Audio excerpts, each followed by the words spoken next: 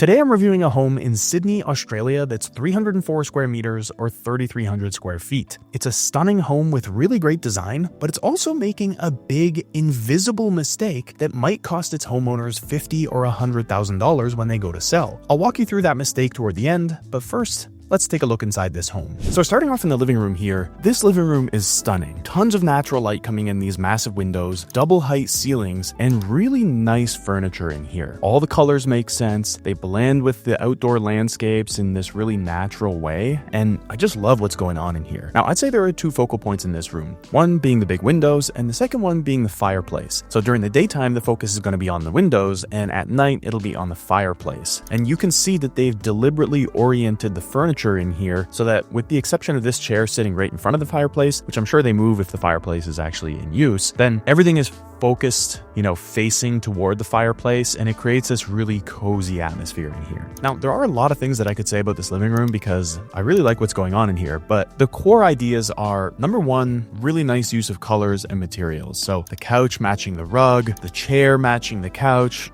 everything is cohesive in here, and it's a really neutral palette that is just inviting to pretty much anyone. Second, I love this painting sitting above the couch. It's really large, but it just injects some energy into the room. I don't know where it went when they took this photo from this angle. They took it down or something, but either way, it fits in the space, the colors match the furniture, and it just looks good here. And then third, something pretty interesting here is that this living room is actually wedged between two outdoor areas. So obviously you've got the backyard on one side, but they've also got this small courtyard on this side, and so it gets natural light from two directions, which is why it's so bright in here. Now, that also tells me that this area of the home is not particularly deep because it's only the depth of the living room, but they still have 304 square meters in here, so plenty of space for everything they need. But now let's move into the kitchen and dining room, which is quite a bit simpler than what we saw in the living room. So they've got polished concrete floors in here, which I personally love, but they are going to feel a bit cold, especially when you have these chrome chairs around the dining table. So it's cold on cold, and you're missing the warmer element that you had with the rug in the living room. Now, they do inject some warmth in here through all these wooden elements. So the dining table, the wood on the kitchen island, all the wood around the windows and on the stairs, and also this sideboard on the right side. So they do strike a bit of that balance, but because most of this wood has a really smooth finish, it doesn't feel as warm as it could in here. Now, I love what they've done with the styling in here around the sideboard. Another one of these very large art pieces that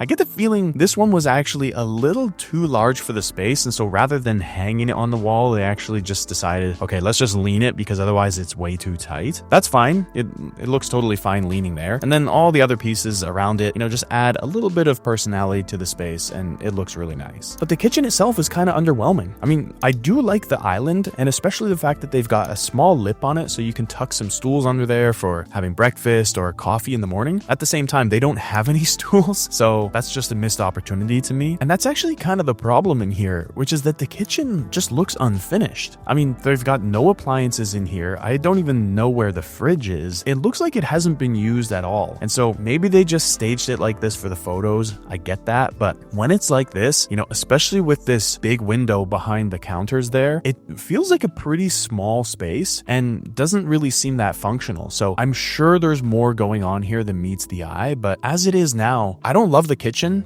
And with the dining room right here, it's actually a pretty small space between the two of them. And when they've got 304 square meters or over 3,000 square feet in this home, I would have expected something a little more expansive. Now, with that said, they do have a view of the backyard from the kitchen and dining room, so that's nice for the indoor-outdoor flow, just like they had from the living room. But still, I think they could have opened up the entire space and made it one really grand area. Of course, they've got the double height ceilings in the living room, and they don't have them here in the kitchen and dining room, so opening those rooms up would create a bit of a structural difficulty, but if they were able to pull it off, then I think this space here in the kitchen and dining area would feel so much better, because now it's fine. There's absolutely nothing wrong with it, but it just doesn't give you that real exciting feeling. And in a home like this one that they want to sell for top dollar, you really need that in your kitchen. Specifically, the dining room, because this is a family home, and we're going to talk specifically about what type of family would be best suited for this place. Regardless, the dining room is fine the way it is, right? They don't need some formal dining room room off in another wing of the home, this is fine. But the kitchen needs to be the heart of the house, and right now, it doesn't feel like it. You can't sit at the kitchen island. There's not really anything going on in the kitchen itself, and the space feels a little crammed. So even though they've got this big window that's letting in a ton of light and,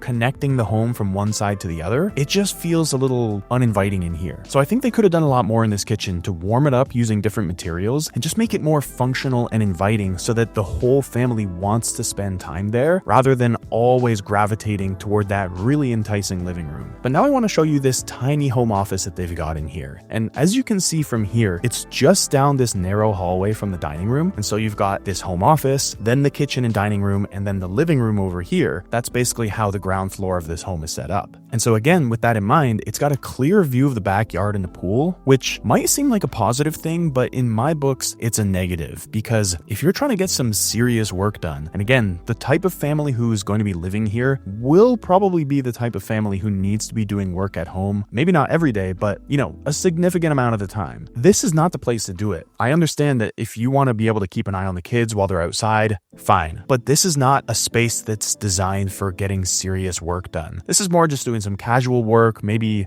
some light web browsing or something like that. But if you need to focus, then having a view of the backyard and the pool and kids running around everywhere is not the place for it, right? So I love that they've included this. It's probably an amazing spot for the kids to do their homework or, something else like that doesn't require intense focus. If this is the only office space and the only desk in the home, then again, this is a big miss. They should have had something on the front of the home upstairs so it's quieter, so they don't have that backyard and pool view, somewhere where the mom and dad can focus and get some proper work done, and then come downstairs and engage with the rest of the family. Okay, and just as I say that, I've continued scrolling through the photos here, and I've learned that they've got a sitting room upstairs. This is really, in my view, where the serious work gets done. There's a little bit of a library in here, lots of natural light coming in from multiple directions. In my view, this is the office, right? This is where work gets done. This is where the magic happens. So a couple things that they've done right in here. Number one, they're continuing the same color palette that we had downstairs. So that's cream-toned walls, neutral floors, off-white furniture, black accents, and this nice soft green on the bench by the window. And that gives you a really calm, relaxing feeling in here. That's exactly what you want in a space where you're going to be getting work done. Because in my view, this is the place where serious work is going to get done, right? It won't be downstairs next to the backyard. It's going to be up here where you close the door and tell the kids, don't bother me for 2 hours. We can't see from the photos here whether they actually have a proper desk setup in here, but I'm really hoping that they do. And I feel like they must, because they've got these 2 chairs in here, one more for lounging, one looks,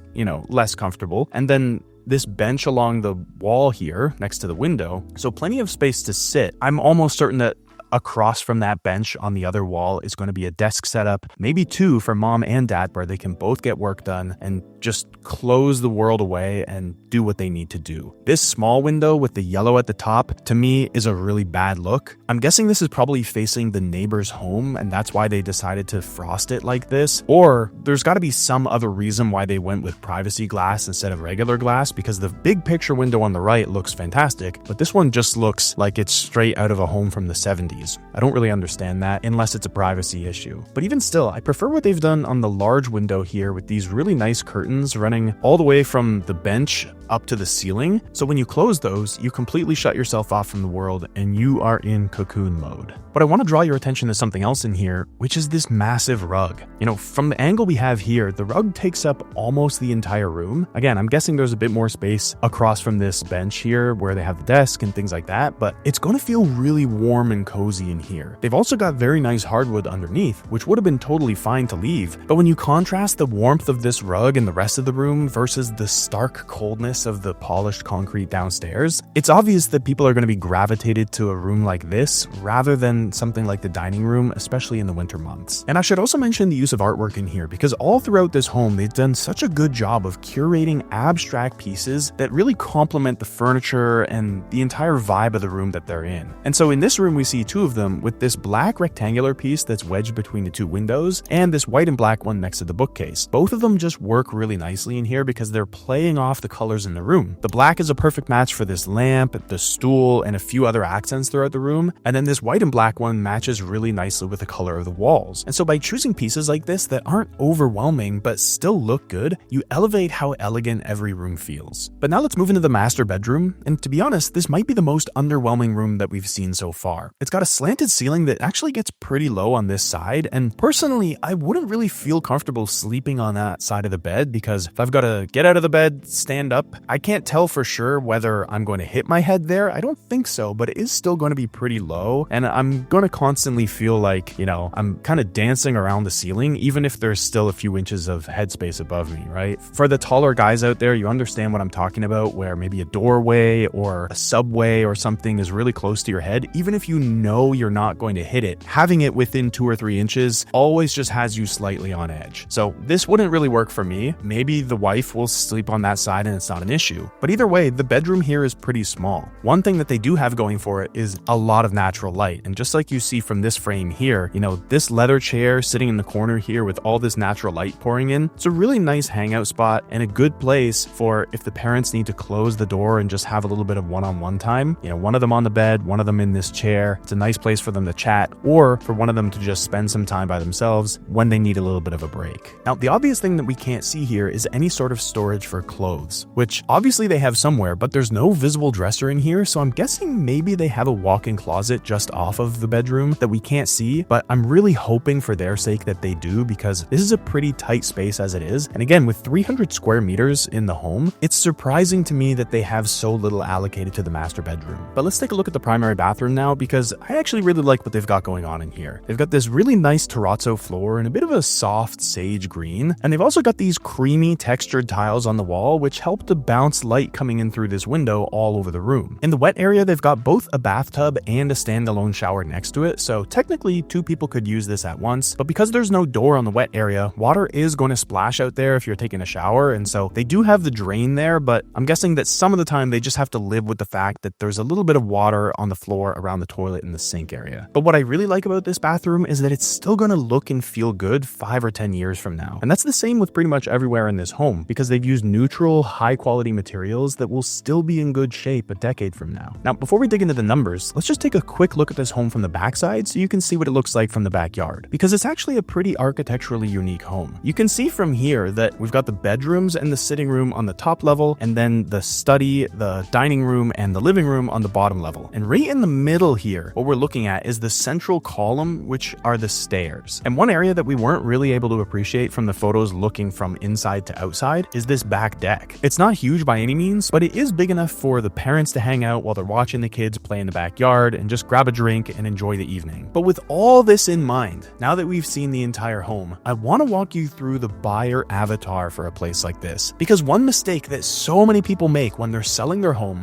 is they don't identify a buyer avatar. And so what happens inevitably is that they try to appeal to everyone and end up appealing to no one. Because if you don't know the specific type of person who's going to buy your home, then how can you tailor your home to that person? You can't. And so I like to look at buyer avatars through 4 different lenses. The first one is size. And so we know the size of this home, it's 304 square meters, which is about 3,300 square feet. The second lens is location. And this home is in Summerhill, Sydney, Australia, which is a lifestyle suburb. It's got good connections with public transit into the city, and so it's a popular place for families. The third lens to look at is price. And in Summerhill, homes tend to sell for around $8,000 to $10,000 a square meter, or approximately $800 to $1,000 a square foot. And because this home is around 300 square meters, that means that you could expect it to sell in the range of 2.4 to 3 million Australian dollars. But then the fourth lens is finishes. And this home is finished at a really high level, so you need to bump that price up, and I would say somewhere in the range of 3 to 4 million Australian dollars. It's a rough range, but it gives you an idea of who can afford this place. And so your buyer avatar is a direct result of those 4 components together. And so you just ask yourself the question, who's going to live there? Well, you can be pretty sure that it's going to be a family with 1 or 2 kids, and they need to be high earners in order to afford these level of finishes. And so you're very likely looking at a dual income income couple, both of whom have strong salaries. That's our buyer avatar for this home. And so what this means is that if this is your home and you're trying to sell it, you need to make sure that every decision you make is in line with this professional couple with 1 to 2 kids who wants to live a little bit outside of the city but still have good connections. You need to make sure that everything you do suits that couple, suits that buyer avatar, because when they come to your home, they're going to be looking for things that don't match. Instead, if you show them the exact home that they're looking for that meets all of their needs perfectly, then they become so much more price insensitive and will be willing to pay top dollar for your home because they know that your home is the perfect home for them. This might all sound obvious to you, but you'd be shocked at how many home sellers never identify a specific buyer avatar. And so when they go to sell their home, they're trying to please everyone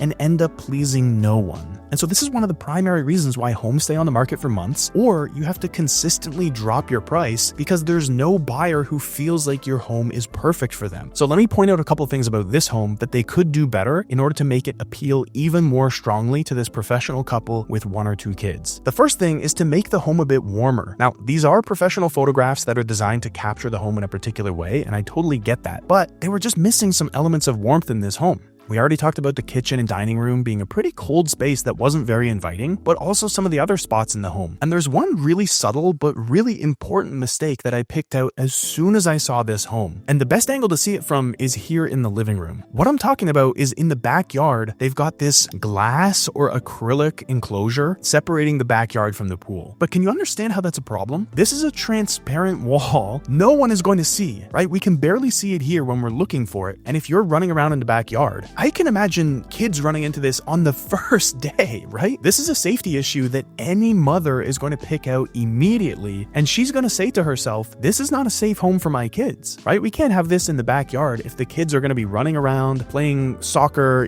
throwing frisbees, doing what kids do, jumping in and out of the pool. You can't have a transparent wall next to the pool. I mean, it's a horrible idea. I'm really shocked that they have this here, and the problem with this is not just the wall itself, because obviously you can take this down and you can replace it, or you can just leave it empty. I don't know why they have this here in the first place. The problem is that when mom comes through and tours the home, right? Her and her husband and 1 or 2 kids checking out the home. Oh, it's so nice. Mom's going to see this and she's going to say, this is not a home for kids, right? Whoever designed this place was not thinking about kids. And that starts a train of thought in her mind where she now starts looking at the home through the lens of, this is a dangerous home for my kids, and I'm going to spot other parts of the home that confirm that belief. And so this wall alone could be the thing that kills the entire deal and has family after family come through here, look at the home, love the home, but notice this and realize, you know what, I think I need a better place for my kids. And it's shocking how often something as small as this can kill the entire deal. And then what happens is after a couple of months, this home has been shown to 10 or 20 different families who might be that perfect buyer avatar, but then eventually no one's buying, and so the sellers have to drop the price,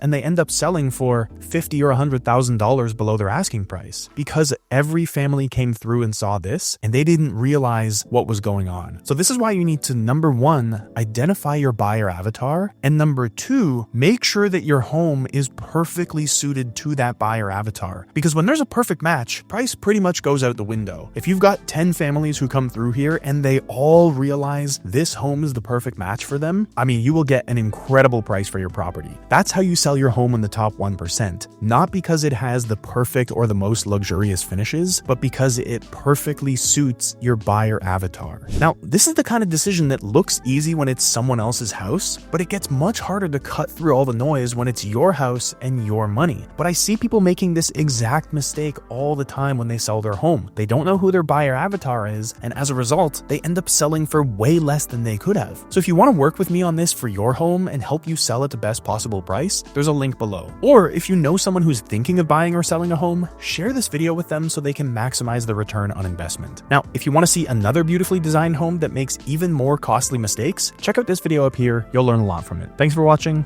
and I'll see you in the comments.